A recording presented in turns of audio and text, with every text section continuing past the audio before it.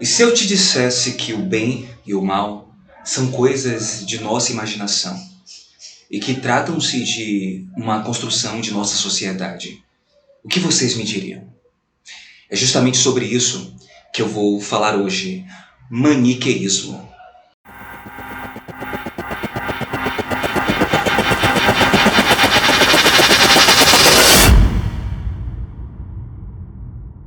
Eu bem sei que vocês conhecem a ideia de bem e de mal, de certo e de errado, de Deus e do diabo. Mas vocês conhecem a doutrina que inspirou para o surgimento desses elementos que se configuram como elementos dualistas, que basicamente governam o mundo ocidental.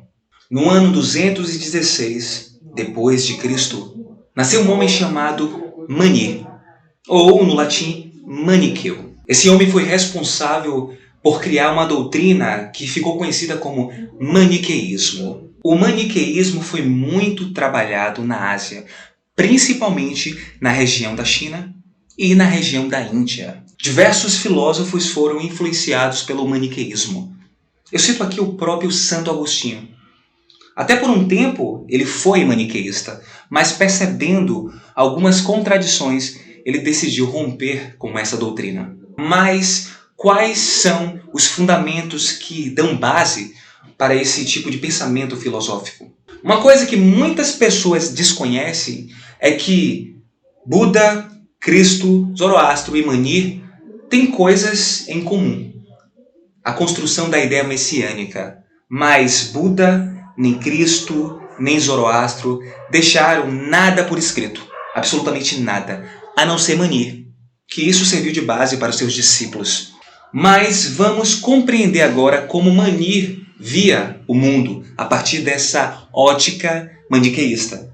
Mani costumava dizer que existia dois reinos, o reino das trevas e o reino da luz. E que o reino das trevas só existia porque existia o reino da luz, e vice-versa. O bem jamais existiria sem o mal. São forças eternas que coexistem para a eternidade, obviamente. Sendo assim, o reino das trevas observava de longe todo o movimento do reino da luz e percebeu que alguns setores que havia no reino da luz eram setores espetaculares.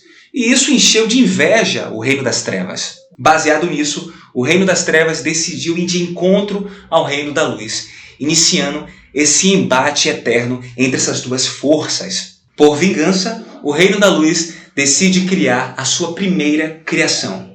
Assim é construído o homem primordial, que é basicamente um homem quase que perfeito, dotado de virtudes e de uma série de proteções que iria o tornar imune. Por vingança, a força das trevas decide sequestrar essa criação suprema, que seria o homem primordial. O homem primordial já sequestrado clama por ajuda.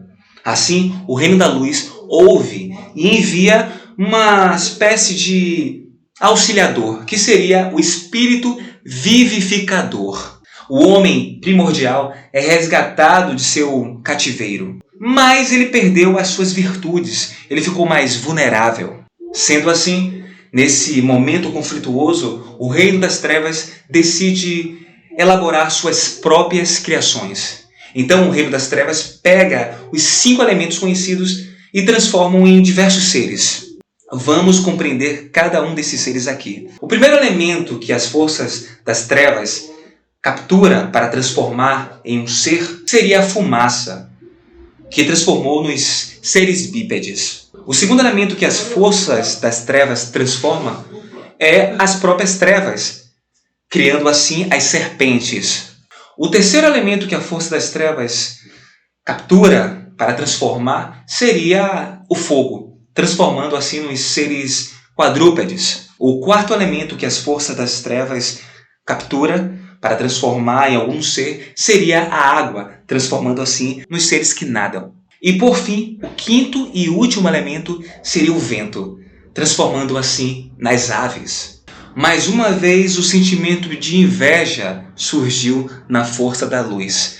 Assim, a força da luz decidiu criar uma espécie de terceira divindade, que seria a própria mulher, para poder auxiliar o homem primordial em sua jornada. E nesse jogo de egos entre essas duas forças, a força das trevas, ao observar a beleza dessa criação, que seria a mulher, passa a ejacular e o seu sêmen cai no solo, dando a forma de um homem. Nasce assim o homem, que seria basicamente a representação de Adão e Eva, em outras tradições. A diferença é que esse homem, diferente do homem primordial, era um homem defeituoso.